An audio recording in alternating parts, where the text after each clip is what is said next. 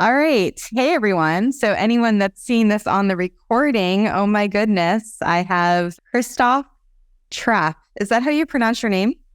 That's how you pronounce it. Thanks I for did it. asking. Yes. And I am like, yeah, yes. I am so incredibly honored. I love the moment that one of the community members, Madeline, who has the podcast, It's All Creative, she had just been following your show for a while. And I had posted, hey, I'm really looking for someone that does lives consistently. And then she mentioned you. And then there you go. Here you are. So Here I am. Yep. Awesome. That's awesome to hear. yeah, it's amazing. Yeah, she said she's watching your LinkedIn show. I think she watches it daily. Are you doing it daily? No, not daily, but I do cheat a little bit because I think maybe you saw that last night too. I was supposed to do a live stream with Jeff Boulis, and we went live a little bit early, and LinkedIn didn't pick it up. So as soon as we were done, I streamed the recording 10 times for like 4.5 hours. So Jeff on LinkedIn wasn't live, but it was time delayed by like 45 minutes. But we were live on all the other channels. So I don't do it daily, but between Grow Getter and my own show, probably, I don't know, 1 to 3 times a week, maybe. So that's really cool. That's almost a live hack, shall we say? Are we getting our first live hack? Is that sometimes you don't even have to be live? Well, so there's 2 ways to do it. One was, so when I noticed the LinkedIn live stream wasn't picking up, I just said that on the show. I just said, oh, LinkedIn isn't picking up. So if you watch on LinkedIn, we're going to restream it right after rebroadcast. So it's just still leave your comments and we'll see them after the fact. So that's one hack. And I do that for many shows. Like 2 weeks after they run, I run them again on a loop 10 times. Yeah. Okay. Let's check in with everyone. Oh, hey, Randy. Hi, Nicole. Good to see you. Hey, Joyce. Hey, Mike. I just did your Instagram birthday reel. Everyone say happy birthday to Mike. He's turning 72 tomorrow. And then hi, Angel. So good to see you guys. So I'd love to start off, Christoph, and just have you share a little bit about you and then just what your background is with lives, how you got started and how you're doing. I work for a growth marketing agency, growgetter.io, mostly in the market research space. But what I started live streaming is I just kind of happened upon it, like many things happen, right? And about 2019, I was like, oh, I should do a podcast. Okay, let's do a podcast. And then I went into Jason Falls' podcast, Winfluence. I was not Winfluence at the time. I had a different name. Maybe it was the Jason Falls show at the time, but one of those predecessors. And Jason was live streaming it, and he had his iPad here, and he's like, click, click, click, click, click. And I'm like, what are we doing? What's going on? And he was using Switcher Studio to live stream, I think only one channel at that time, LinkedIn. And I was like, I should try to do that. And then everybody started to do more podcasting. And podcasting is really, really hard to build an audience. You know what's still hard, but you know what's easier is to build an audience on a channel you already have a following, right? I mean, your case in point right here, you got a Facebook group, live stream to the Facebook group, it works, right? So why don't you live stream your podcast? And that's how I started. I was like, oh, I'm going to try it. I'm going to try Switcher Studio. And I really just live stream my podcast for the most part. And now the podcast is actually on TV too. So it's 24 minutes. So we're pretty much like, these are the sections, these are the segments. We're staying on track. When people comment, we do throw them up on the screen and talk about it, especially if they have a question. But it's still 24 minutes, right? So we're not going to go on for hours at a time. But that's how I started it. And it makes total sense still to this day. Any client that wants to do a podcast, that's the first thing I ask. Should we do a live stream at the same time? And you know what else happens when you do a live stream? It takes this whole, let's just call it nitpicky editing out of the system. You know what I'm saying? Because it's already live. So what difference does it make if I edit it out? Yeah. Are you saying this is really good for perfectionists so they can kind of loosen the rigidity of the perfection because it's just getting out there? Well, I mean, I like things to be perfect too, but here's the reality of things. Nothing in the world is perfect. I mean, even I was just watching the quarterbacks on Netflix. They were following 3 NFL quarterbacks and how they prepare, how they try to be perfect. And after putting in who knows how many hours, 80 hours a week on trying to be perfect on Sunday, hardly anybody ever is perfect. Yeah. So forget about perfectionism. I don't know if it's possible. Yeah. And so what does your company do then? What's the structure of it? So GrowGetter is a growth marketing agency, just launched earlier this year. We all came out of the market research arena, and basically we help companies ramp up their revenue, for lack of a better term, in the market research space for selling their products and those kind of things. I run content strategy. So basically what we're talking about right now, I do that for GrowGetter. I do it for my own podcast. I do it for clients and try to bring out relevant content, relevant stories. And I think I remember who it was. It was somebody on my podcast, and they said, there's enough top of the funnel content out there. I'm like, I can't disagree with you more. Everybody has unique stories. Everybody has unique perspectives. If you're not hitting them, that's your fault. That's not the market's fault. That's a great perspective. I'm getting some brilliant comments, so that's great. Vicky said, I'm basically lazy. If I have to edit, it won't get done. Live is perfect. That's great. And so just to give you some context on where we are. So this group, we just pretty much got everyone to start podcasts, and then some new people joined just for the live challenge. We had the kickoff yesterday, and it was really fun. Normally I give this whole explanation of do the thing and this whole thing, but this is a go live challenge. So I did a 10-minute little, this is do the thing, this is how you do it. And then everyone hopped on the Zoom and just took turns going live on different channels. No one did LinkedIn yet, but I think it was Instagram, and then one person went on YouTube. It was really fun. And so the idea is, let's just get the first few going, be a little messy, just get it out there, get used to how to turn it on and things like that. But honestly, where I'm at, I do Facebook Lives, and I just started doing Instagram, and then I did my first YouTube one yesterday. And so I don't even know how to, as you saw, I had to change the link on you at the very end because I still don't even know how to pre-schedule a Zoom link. And so just kind of curious, just in terms of basic tips that you could give the people here, since I think a lot of them are just very new, and a lot of them are coaches, entrepreneurs, have brands, and they've been using this podcasting journey and now the go live to enhance. And then other people are doing it purely for comfort zone. Yeah. So it's a great question. So I use restream.io. If you like my affiliate link, let me know. It's like 10% off. I think it's like restream.io/join/CTrappe. And I think there's a free plan that you might be able to use. But here's why I use it. First of all, it's a production studio, right? So it's not Zoom, and I can throw up stuff. So if you were to say, Christoph, let's talk about your book, you could just pull up my book, and there's a QR code and people can scan it. And that's some of the promotional stuff. You can have nicer backgrounds, like behind us. Maybe you can do that in Zoom. I don't know. You can have an intro, right? I just roll an intro. I always put my guest picture on the last slide, right? So it says episode 607 with Jeff Boulas, and has his picture. So it's kind of nice, right? It makes people feel good. I took some time to make it work. But then what I really like about it is you can live stream to all the different channels. Super easy, one button click. And I do LinkedIn typically, YouTube, Twitter, and then of course on YouTube now, if you do your podcast, YouTube actually has podcasts now, which run on YouTube Music as well. So your live stream automatically gets converted into a podcast. I mean, it's like the technology is crazy, right? So you can do all that. And then you save the entire file, and you can download it from Restream and push it to Apple, Spotify, whatever, if you're going to do your podcast. But I'm a big fan of Restream and live streaming to multiple channels, just because why wouldn't I, right? Sometimes people pay attention on LinkedIn. Sometimes they pay attention in a Facebook group or whatever it might be. And that seems to work. The other thing that's really cool in Restream is you can simulcast. So for example, if we would have done this in Restream, you can send me your link for me to set up my own stream. So when you go live, it goes live on my channels, and it's still yours. I don't have it anywhere. It's literally just pulling in yours and publishing it.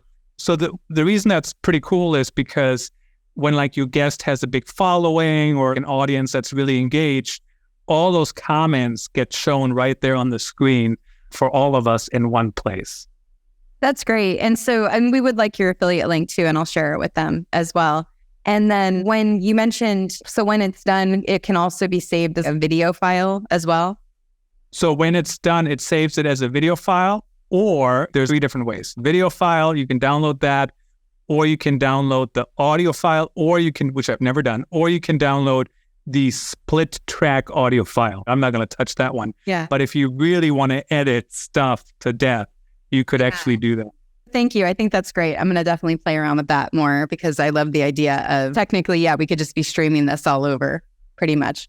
So your favorite platform, is that LinkedIn and YouTube, or is there a specific one that you've been kind of favoring? It depends on the topic. So I think for a lot of the business stories, LinkedIn does work. I know Facebook, I kind of have a love-hate relationship with, honestly. Sometimes I'm there, sometimes I want to stay as far away as possible. So it's fantastic to see that you have a Facebook group that's super engaged. For some topics, I love Amazon Lives as well. And what I do there is, right, like if you're talking to an author, I stream to Amazon, have up their book so people can buy the book. I also put up everything around me. So everything around me, you can buy on Amazon, right? Maybe not the Hawkeye helmet here, because that's actually a Hawkeye helmet worn during a game. But everything else around me, you can buy on Amazon, right? So I have my affiliate links to the microphone and all that stuff. So Amazon is pretty cool for that kind of thing. But LinkedIn probably, Twitter is kind of up and down. There's just a lot of drama going on currently on Twitter. And then, of course, YouTube. I've had a lot of success growing my channel by having the live streams and then also doing YouTube shorts and publish them pretty close before the live stream happens. And the reason is because when you have a YouTube short that uses a trending sound, you'll get thousands of views, most likely. I mean, no promises, but a lot of times I get thousands of views. And then people see it, and while they're seeing it, they see the little live thing, and then they click over. So like you're actually driving up your engagement because people are seeing your other video at that time. So what do you normally do? So let's say you have a new client and you're kind of doing that strategy session. What's your process with being able to work with someone? So I do have an entire checklist on how to launch a podcast. I can send that to you if you like to. Sure. Feel free to share that. I should make a list. I don't know where my pens actually went. They always end up falling down or something. But okay, hopefully you keep a list for now and share that. Oh yeah, I will. Yeah. Restream, podcast, launch list. So first of all, you want to think about what are they trying to accomplish? What are you trying to do? And then figure out where are the opportunities, right? There's a lot of industries still where people are not making the most out of content strategy. So you want to figure out where's kind of those opportunities. What can people actually rank for? What can they talk about? I mean, think about it. If you invited me on here and I had nothing to say about this topic or I wouldn't have fun doing this, it's really hard for anybody to pay attention, right? I mean, who knows? Maybe nobody's paying attention to me, but do you know what I mean? You have to have something to say. So you want to figure out what do they have something to say about? What are they passionate about? And then also, I mean, it has to be something that's related to their business. Now, Andy Crestodina said, it's really an exercise in who can give the most, the quickest, right? So how can you just give to your audience and then your audience at some point returns the favor because they think of you when they need your services. So don't just talk about everything you do. Talk about the related things, the other things that they're kind of hover around your actual offerings. So, for example, GrowGetter offers growth marketing. We haven't even talked about growth marketing, but we're talking about all of these different topics that intertwine with growth marketing, right? So if I launch a new podcast, you can bet your bottom dollar that I will try to figure out how can I drive performance, right? I already mentioned that with YouTube. Publish a YouTube short before you go live so you can drive up that audience. So everything really has to do with how do we make it work? How does it drive results? What those results are certainly can be debatable. We mentioned Jason Falls earlier. Jason had a little bit of a ranting monologue a few months ago, and he said, people need to stop paying influencers only on the sales. And he says, because here's the reason why. In any vertical, people need a certain amount of touches before they even buy anything from you. Anywhere from 7 to 30 touches, right? So if you only pay an influencer for the last touch, how unfair. You should pay them for all these other touches. So just something to keep in mind. You have to stay in front of people. You have to keep getting in front of people. And the more you're out there in front of the right audiences, the more beneficial it will be. Yeah, it's constantly just being consistent, even though you don't know who's watching or who's seeing it, it's just keeping it going because at some point that engine's going to go and then you'll be driving fast. I'm like, I can think of a better analogy, but Leslie said, Christoph, doing the YouTube shorts is like dropping breadcrumbs to lead people to your live stream. I love that. So true. Totally. What do you do the short on? Are you just getting on and talking about what the live is?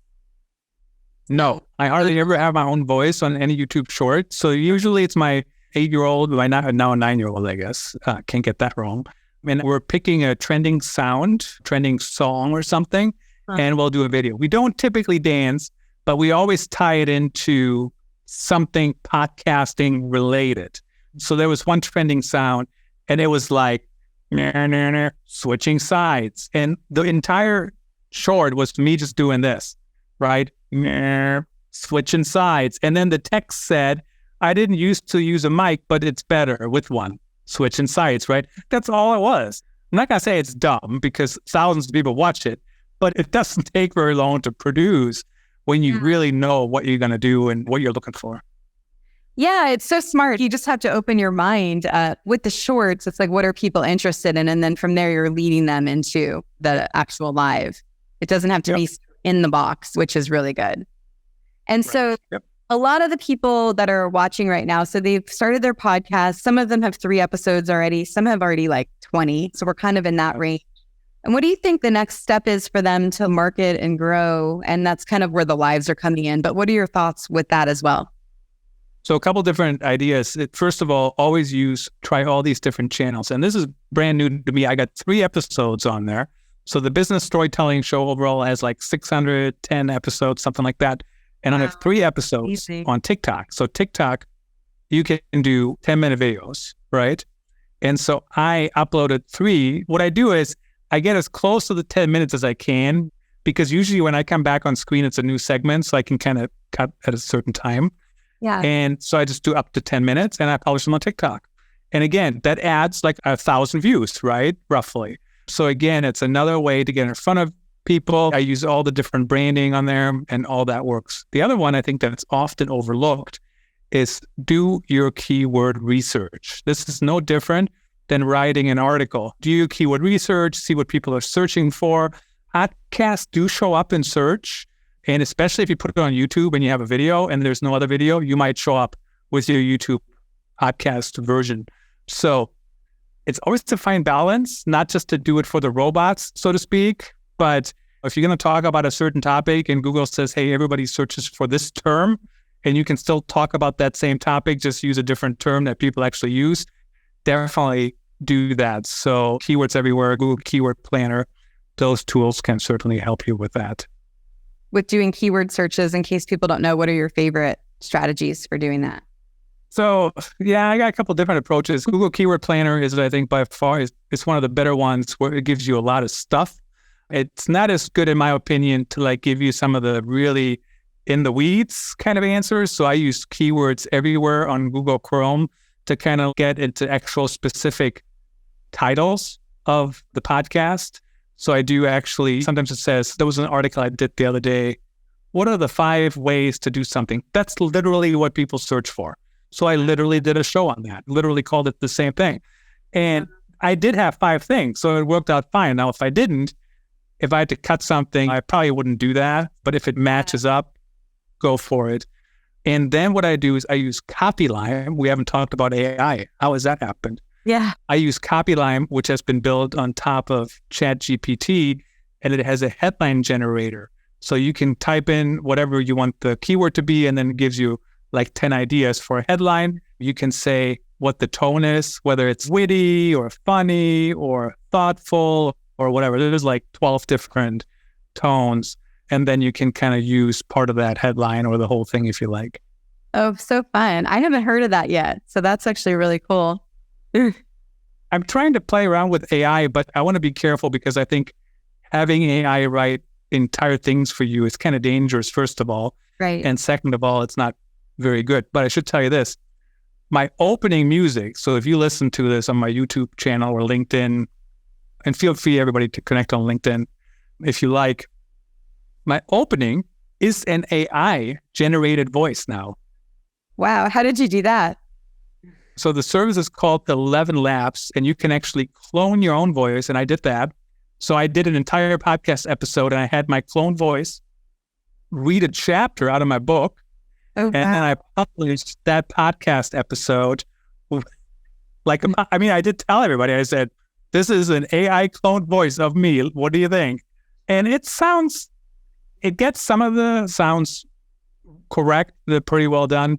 It's not completely accurate, but it's pretty close. So, but yeah, I just took a chapter of my book, uploaded it into the system, and then downloaded about 5 minutes, bonus episode, free audio chapter. Oh my gosh, I love that. It's so good. Randy said, I couldn't agree more. And then she said, I love 11 Labs because I'm still very shy. And then B said, hi. Hi, Lisa. Hi, Cindy. Neil, best strategy to start a podcast. He mentioned he's going to send us his list. So we'll make sure we pass that around. And then Vicky just asked, is there any special setup for Amazon Live, like number of followers needed or anything like that? So here's my Amazon Live story. Probably 7 years ago now, somebody said, Christoph, you got to sign up for the Amazon influencer storefront. And I said, why? Why? I don't get it. So I did, because I sign up for everything, right? I see it, I sign up. And then I did nothing with it for like 4 years. And so then Amazon Live started being a thing. And I was already approved. So I could just start immediately because I was already in the system. And it's been wonderful. I think Amazon Live and the affiliate program, which allows you to upload videos too of products, has been a fantastic revenue stream the last few years. So that's my story. But the short answer to your question is, yes, you have to have a certain amount of following. I don't know what it is currently. Back in the day, Twitter was one of them. That's no longer one. They don't look at Twitter. So I think it might be YouTube, Instagram, something. I'd be shocked if LinkedIn is on there, but I don't know. But yes, you have to have a certain following and prove that people are actually following you, and then you can get in. Yeah. So we can definitely add that to our list of things that we work on during this challenge and see, because I know learning YouTube, this challenge was really just inspired because one day I'm like, oh, you can go live on YouTube. And then I mention it in the group. And then everyone's like, yeah, I want to go with you. And then when I went to go live, it's like, oh, you need 2 days before you can go live. So then we did an Instagram thing instead. But it's been really fun just kind of playing around with all this stuff. I'd love to hear from the growth marketing perspective. So it sounds like that's revenue streams, but also growing the brands and kind of what does all that involve too? Well, at the end of the day, people come to your business through, what some people call a funnel. Some people, I say it like that because I know some people will say thinking of a funnel is kind of the lazy way of marketing. And it is a little bit because, it is not linear, right? People come in and out. But at the end of the day, what is true is that people need to be touched by your brand one way or another, multiple times for them to buy anything from you, right? I mean, that's the traditional, how do we raise awareness? How do we get in front of people? How do we stay relevant? And believe it or not, that is way harder today than it used to be because you could just run one TV ad and everybody was watching that channel. Today, everybody is all over the place and stuff just kind of flies by us. So growth marketing, you really focuses on all those different things. And then ultimately, you want to drive the revenue and do things that are measurable. And I kind of hesitate when I say that because there's a lot of things, they're also not linear, right? Because somebody might see our ad, then they leave, and then they Google, then they find you through organic search, and now they convert. So organic search will get the credit, but it was really that ad that kind of pushed them over the top. So just kind of keep in mind, I think a lot of companies forget about how all those different things work in tandem, right? Everything works together. I mean, think about Manscaped, right? You know who I'm talking about, Manscaped, the razors, and I think they call it below the waist grooming or something like that. But they do everything. Right? I mean, they even have a plane with a sign on the beach in Florida. And this is a forward-thinking brand, right? Out there doing different things. And they have a plane flying by people on the beach.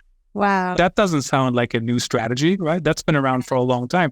But my point is they understand that everything works together and they just try different things. And then, of course, because it was a little controversial, or I don't know if that's the right term, but a little spicy, I guess, what it said on the sign, people took pictures and posted them on social media. So now it just keeps rolling, right? So just a little bit of creativity can kind of, and then plus the 360-degree view of all the different things can really add to it. Yep, absolutely. I think that's very easy to forget because some people always say what gets measured gets done. And that's fine. I'm a big fan of that too, honestly, but it all works together. I mean, if podcasting didn't work, why are so many people doing it? Right. It totally works, right? And even if you listen to the show from Chris Walker, Revenue Vitals, that's the name of the show now. They renamed it recently. They say a lot of people, when they sign up to be customers, they literally say, we heard about you through your podcast. Huh. So totally works. Yeah.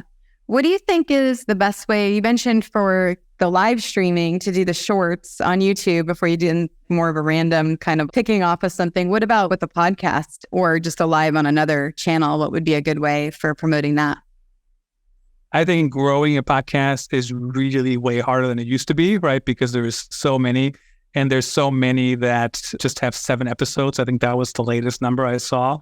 And then they just stop. So it is important to keep going to show a little bit of, it's kind of like Google, right? You're training the different platforms. Hey, we're here. We're actually doing this.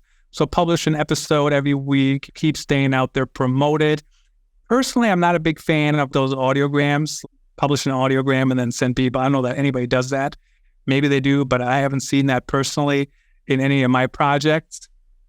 I am a fan of using audiograms without even trying to get people to click to the podcast, right? Just more of a branding activity. But certainly you have to keep going, use the right keywords, promote your podcast.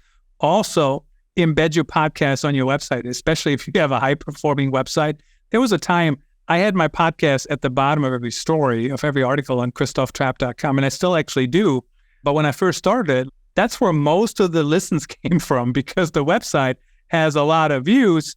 And I was brand new on a podcast network, right? So like, guess what? People saw it, like, oh, cool. I'm just listening right there. Then, of course, you want them to subscribe. But at the very least, because they're on your website, they're listening to it. So figure out all these different places where you can highlight it, where you can show it. And I wouldn't do just a podcast page on your website, even though you could. But I just embed it below articles. When I quote people in articles, I embed the episode, so people can listen to the whole thing. I link to the episode, and maybe that's from my journalistic background. Journalists can't write articles without quoting people, I guess, or at least the good ones don't. And I do the same thing even in marketing. I interview people and then I quote them. And what's your LinkedIn show about? You want to share about that so everyone can follow that as well? So that's the business storytelling show. Literally, it just goes to all these different channels. And LinkedIn was, I think, one of the first ones. When I got approved for LinkedIn, you still had to apply to be on LinkedIn, and they had this lengthy process. So now if you want to live stream to LinkedIn, all you have to do is turn on creator mode, and then you're good to go through a platform like Restream. I talk about business storytelling. How do we tell better stories? That ranges everywhere from specific tactics, sometimes software, sometimes how do you do short form video? How do you publish your nonfiction book? That's a good strategy too to get in front of people, right? Many people have published business books, and I think that's easier than ever, in theory, at least, to do today. So yeah, all those different topics. It's a 24-minute show now. It was picked up a couple years ago by DBTV, so it's actually now on a TV station, and they, of course, have a 24-minute slot. So I just decided, we'll just make it 24 minutes instead of cutting stuff out, and that's kind of how it goes. How do you do that? How do you make it 24 minutes? Is it edited? Is that how? So that's one way you could do it. I had another show that I ran, Real Talk, the Customer Insights show, and that was on TV as well. And that would never be done at 24 minutes. It was like 40 minutes. So we would just edit it down. And there's always stuff you can cut out. In fact, you could cut out entire segments, and you cut one segment or two. Now you might be down to 24 minutes. Or like the beginning, when people introduce themselves, it's like, yes, they would probably like that in there. But if you have to choose between them talking about who they are or whatever versus the real meat of the episode, maybe that can be cut down. But my show, I don't want to edit. I want to just be as efficient as I can. So they're 24 minutes. And it's not exactly on the dot, but it's like 24 minutes, 12 seconds or something like that. And that's okay. It gets pretty close. And I just watch the timer as we're doing it. And once we get to 25 minutes, there's a minute countdown at the beginning. Once we're at 25 minutes, I know I got to cut it off and be done. Okay. Yeah. And you're so practiced with it now too, I bet. Also. So with LinkedIn, there's a creator mode. You turn that on and then you could do it through Restream. What other LinkedIn advice do you have for everyone watching? Well, LinkedIn, I mean, just tell good stories and try different formats. I mean, when you write a post, be engaging, use emojis. I mean, people use them all the time now. I think they draw attention within reason. Try not to pick ones that have multiple meanings or inappropriate meanings, of course. But I think that works. Do a newsletter on LinkedIn. I do that about once a week. So instead of doing a post, I publish a newsletter on LinkedIn. And basically, a lot of times it's an article from my website, except it's not the whole article. It's just the intro and the headlines. And then if I have a video, I might put the video in there. You can actually embed. It's not a perfect embed, but it looks like an embed of your podcast episode. And then when you click, it goes to the channel where you have to listen to it. So it's not, you can't listen right there. But try different things, you know? And I mean, when LinkedIn Stories came around, and I know that has gone away now, but I tried that right away. Now there's LinkedIn Audio. Try that if you don't do video on your podcast. I'm not sure if you can record LinkedIn Audio right now. You couldn't the last time I checked. But that's another way to try things. So if you do a podcast and you're both sitting next to each other, so if you're both using the same mic or two mics on one computer, you could totally do a LinkedIn Live and record it too somehow with like another phone or something. But yeah, I like trying different things, seeing what works, seeing what doesn't work. Yeah, that's so smart. And so what advice do you have for them? Because you'll try it, see how it works. How do you get people over that fear, right, of just trying something new? Is there any kind of strategy that you have when you're about to do something new and then you're able to just do it? Yeah, I think the fear is kind of interesting. I think just the more comfortable you are with your content and your expertise and whatever it is you're doing, I think the easier it becomes, right? I mean, we didn't do any prep at all, right? We were just like, you want to come talk on our live, going live? I'm like, yeah, sure. I had no idea what we're going to talk about, right? But we're just talking. We're just doing it. It's just a conversation. So especially if you do a podcast or any spinoff, just think of it as a conversation. Just try different things. If you really, truly don't like something, just delete it afterwards. I've deleted YouTube shorts before. If I'm like, I don't know if that hit the mark from even my branding or whatnot. So it is, you kind of want to think about that. But just try different things, especially if you're a solo creator or if it's your personal brand. Is it really going to kill your brand if you publish a YouTube short that's less than perfect, for example? And what's perfect anyways? What does that even mean? We're all just trying. We're all just playing around. So just try different things, see how it works, see what doesn't work. I mentioned Amazon Live earlier, and I like Amazon Live for podcasting, but I don't like Amazon Live for the true shopping show. So what happens is people, they just talk about their product. So if my show is about microphones, I might talk about this microphone for an hour, right? I get bored. I'm like, look at this microphone. Look, it's sturdy and whatever, and do that for an hour. Oh my God. And there's people who do it, or you probably seen them on TikTok, right? On TikTok, there's some people, all they do is they sit and they look at the camera. Oh my God. Do you know what I mean? And where's the value in that? I mean, I get it. I know why some people make it work, but I wouldn't want to do that. Just sit there. Let's do something. Let's talk about something. Let's be interactive and meaningful. Being interactive in a meaningful way. And then the other thing I really like is what's perfect anyway. I feel like that's a good quotable for you. That is. Go ahead. Yeah, please do. I'll add that in the group tomorrow. So in terms of, let's say the next 2 weeks, because we're doing this challenge for 14 days, what would be just a good thought process with every day that they could be doing when they're going live? Is there any kind of thoughts you have for that as well? So I think there's a couple different ways of going live, right? One is you have a guest. I think like just talking with somebody, that's might be the easiest way to go live, honestly, right? Because you can just have a conversation, you can play off each other. So try that. Maybe go live with multiple people. They actually do that on TikTok. Some people call it speed dating. I'm not sure it's speed dating, but they'll have multiple people on the screen and they're just talking. They're literally just having a conversation. And there's people who watch it. I mean, I see it as I'm scrolling, but I'm not just holding on to that live stream. Then if you do a solo live stream, they're a little harder, honestly, if you get going on that, because now you are the entire entertainment. So maybe make an outline, what you're going to talk about, what you're going to do, etc. So this is me sitting here going, blah, blah, blah. I want to talk about this. Here's my thoughts. And I think that can be hard. And I find that kind of hard too, honestly. But that's how my podcast started. I would just be walking around a track in the morning, recording on my phone. And that's kind of how that went. Why not just go? And then the other one is where you're not on camera necessarily, but where you're doing something. So I was at Content Marketing World many years ago, and this is in the time of Periscope and maybe Meerkat. So that's how long ago that is.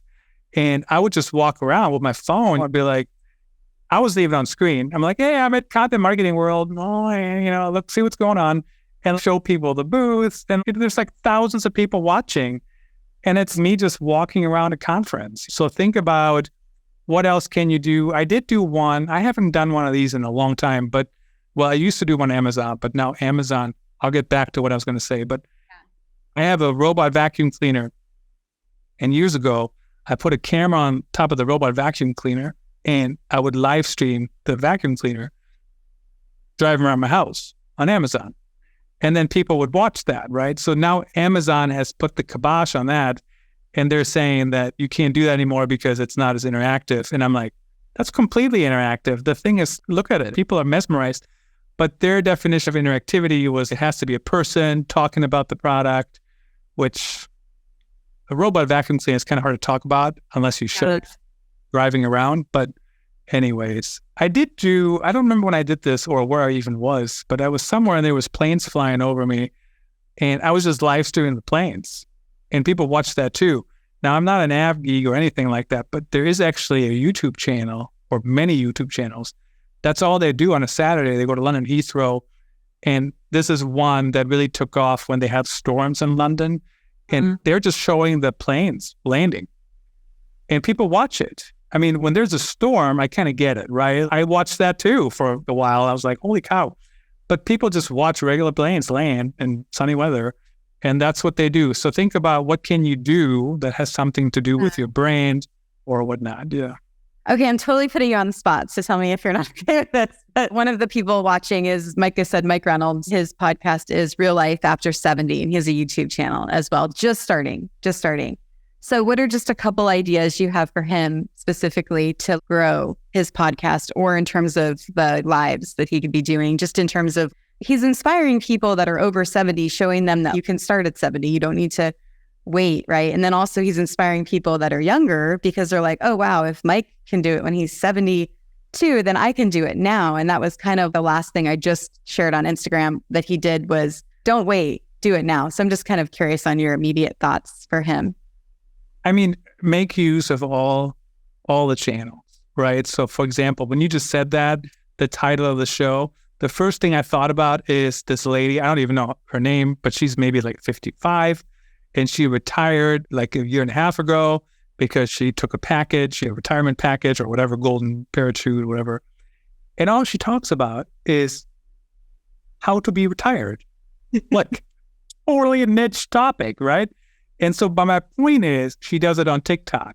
So how do you repurpose what you have on other channels so you can grow those channels, but then you can also grow your show overall? So that's kind of how I look at it.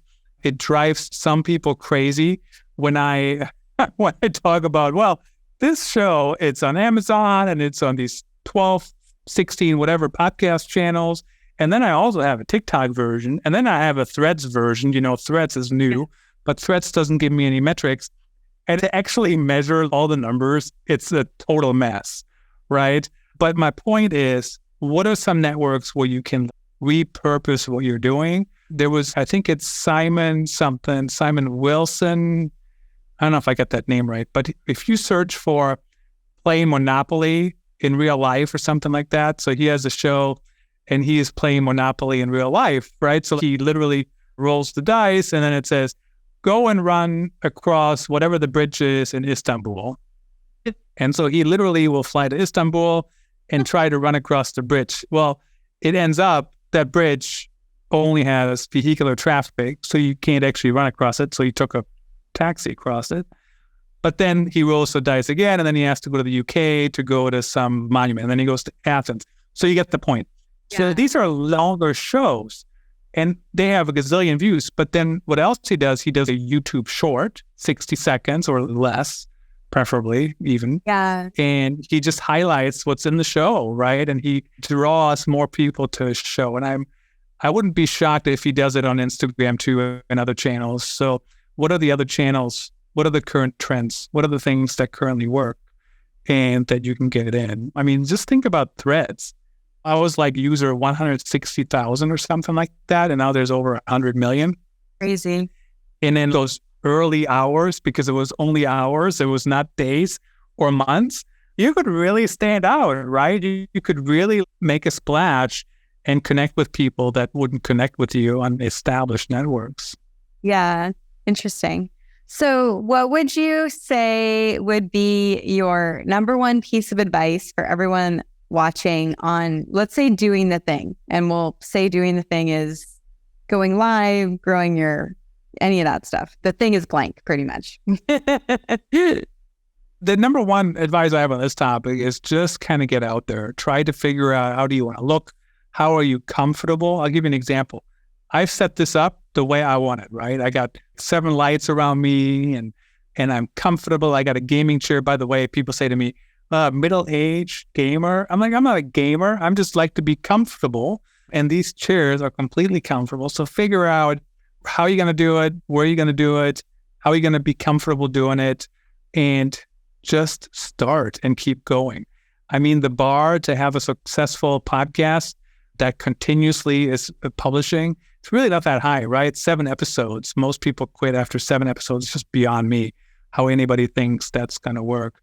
So figure out what you want to talk about, what you want to do, and then go do it. And here's the other thing. Just because you get a couple comments, bad comments, that shouldn't be the end of the world, right? I mean, and especially on a lot of networks, when people comment, right, they actually amplify your content anyways. So especially on TikTok, you see creators responding to comments because they know that it helps them grow their audience. But yeah, just keep going. Know what you're going to talk about. Get into rhythm. And the other tip, actually, this just came up the other day, actually, is I'm a big fan of, I don't want to say quotas, but this is how many episodes I want to do, but I don't care if they're on a Monday or a Tuesday. Do you know what I mean? Like you sometimes hear people go, well, we could never find the time on Mondays to do this. And I'm like, and how about Tuesdays? We never looked at Tuesday. How about Wednesday? Oh, we didn't look at Wednesday. Like, how about Thursday? I don't really care when the thing happens. We're not TV, right? Let's be honest. Most people will not sit there and go, oh my goodness, Christoph's podcast goes live at this exact time every week. They will not. They will catch it when they can. And if they can't catch it, they'll watch it on the replay, which is in the same post. So just kind of get into that habit, get into that rhythm, and go. I love that. Get into the habit, get into the rhythm, and go. And then as we're closing out, I know that people are dying to know in terms of monetization goes, what would be just your suggestions on? I've heard you say affiliate a few times, but just curious on just your general thoughts on that too. So there's some things that are easier than others. Affiliate marketing is kind of a hard game, especially overnight if you think about it. But yeah, every link, honestly, even on my blog and my podcast, they're all affiliate links, right? It does add up. After a while, you certainly have to have some traffic. I also do sponsored episodes, typically, not always, but typically when I get out of the blue pitches to people I've never heard of, and there's just some people, I don't even know who they are, and I had to read their email. I have a template that goes back to them and says, oh, I'm currently accepting sponsored guests, and there's a Calendly link, and you can pay directly in there. So that's one model. Some people do that. I wouldn't say that's paying all the monthly bills, but it's certainly a nice little revenue stream. There is some podcast, I don't frame it like this, but I asked to be on one podcast, and they kind of did the same playbook a little bit. They said, oh, apply here, and if you want to be prioritized, you can do that by buying these ads or something, right? So I wouldn't recommend that if you only have 7 episodes, but once you have a few hundred and you really have plenty of guests booked, Like it might be okay to do, right? When I'm kind of running low on guests, I probably wouldn't do it. But I think I have like 27 guests lined up for the podcast. So there's no rush to get more people in that seat. What else? Also think about it. What services do you offer, right? So I certainly offer content marketing, content strategy services, and people hear me talk on there. And sometimes they reach out. There's hardly ever a call to action in there. Hey, if you want to work with me, call me now. I'm not sure I've set that in years, honestly, on there, but people still hear it and they reach out and they'll say, hey, there's one thing, we tried that, but it doesn't work. And then I might say, oh, how did you try it? I'm like, oh, I know why it didn't work, because you didn't do this one thing. And then that's kind of how that evolves. So that's, I think, how a lot of branded podcasts, that's their purpose, right? To raise brand awareness. And of course, a branded podcast is really just a podcast that a company runs, right? And the reason they run it is to raise awareness of the company, but it still has to be informational and whatnot. The other thing, and I don't know what our website is right now, but once your podcast is up and running, there's now actually businesses who look to buy podcasts. I think it's the podcast brokers. So something to think about. Once you have a huge following, might be worth to see if anybody wants to buy it. Maybe nobody will. Maybe you don't want to sell it. I don't know. But there is something like an exit strategy now for podcasts. Crazy. I would have never imagined that. That's crazy. Yeah. They buy the podcast? Well, I mean, so everything is up for debate, right? And negotiation. But yeah, there's companies out there that look at buying podcasts with an established audience, so they don't have to build the audience. And then also not just the audience, but the back catalog of all the content, right? They get everything. So then they want to use that for different things. Yeah. So you kind of have to see if it's worth your while, right? If you get $1,000 for 100 episodes in a podcast, you might not want to sell it. But if somebody offers you 50, maybe you do. Yeah. And then this question just came up. How do you handle when your guests come in? Do you have them sign paperwork or anything like that? So there's no need to have paperwork, in my opinion. I'm not a lawyer, so blah, blah, blah. Talk to your lawyer for all that jazz. But on my podcast, I use Calendly for all my bookings. Sometimes even if we're on a call and we're like, hey, let's do it on this time. And if that time is not open, I will literally open it up and I'll ask you to just fill it in quick before somebody else does. And then there's like 2 check boxes. One is, I give you permission to use this on TV, blah, blah, blah. I don't expect there's no revenue share or anything like that. So they don't get any money from the ads that run on TV or anything like that. So it says stuff like that. So they just check it. And then the other checkbox I have, which I would never enforce this necessarily, but it's meant as a reminder. And it says, it is really important that you have a good microphone and a decent setup for camera. And then it says, I understand, check. And if somebody didn't have a perfect setup, would I ever say, no, sorry, we're not going live? Probably not. But it's a good reminder for them to think about that before we actually go live. And then I use the Calendly workflows. So 8 days before the show, it sends them an email and says, hey, just a reminder, we're going live, looking forward to it. Make sure you have all this and this and this and this. And if for some reason you can't do it, please let me know in the next 24 hours and just use the reschedule link, because I'll start promoting it tomorrow. And then tomorrow I will get an email saying, okay, it's time to promote it. And then the day before, they will get another email saying, okay, the link for the backstage should be in the invite. If you don't see it, let me know. I'll send it to you again. That's all automated. And then 90 minutes after the show, it'll send them an email and says, hey, thanks for coming on the show. And it's already live on LinkedIn and Twitter. Here's the links. It's just my profile, basically. Yeah. And there you go. So, yeah. Leslie, I'm glad you asked that question, because I think that's such a smart way to do it, where it's all just in one thing and you don't have to deal with a bunch of extra bureaucracy. No, I was on somebody's podcast and they had me sign a paper form, basically. I don't do any paper, but you have to upload it into Sign Easy and then you sign it like a paper. But I'm like, why? Just do a digital signature. They're totally so smart. It work. And it's cool. I don't know why I didn't come up with this idea until we're talking, is you guys could just be doing an interview like you would for your podcast, but then just do it live and then you can upload it to the podcast platform. That's so smart. And from an interview perspective, you could be interviewing someone, it's live, and then it gets uploaded. I mean, that was kind of my thinking. And then the other thing to keep in mind is, so Spotify has video now anyways, so it's good to upload a video, right? I know there's a big debate in the podcasting space. Some people will be like, oh, podcast is audio only. Well, maybe it is, but Spotify now offers video. You might as well upload video. And Apple, somebody said Apple has video. I don't know if that's correct or not, but even if they don't today, at some point they will probably, is my guess. So you might as well have the files ready. Yeah. How does that work? Well, technical I can always look into, but just curious if you have a quick answer with Spotify. So we have the podcast platform that we use. It goes to all the platforms, including Spotify. Is there another thing that you then upload to Spotify, or you're just supposed to upload it to the podcast? So it depends on what you have. It shows up with your episode on Spotify if it's uploaded correctly. And so I use Anchor, which is now Spotify for podcasters. So they bought it.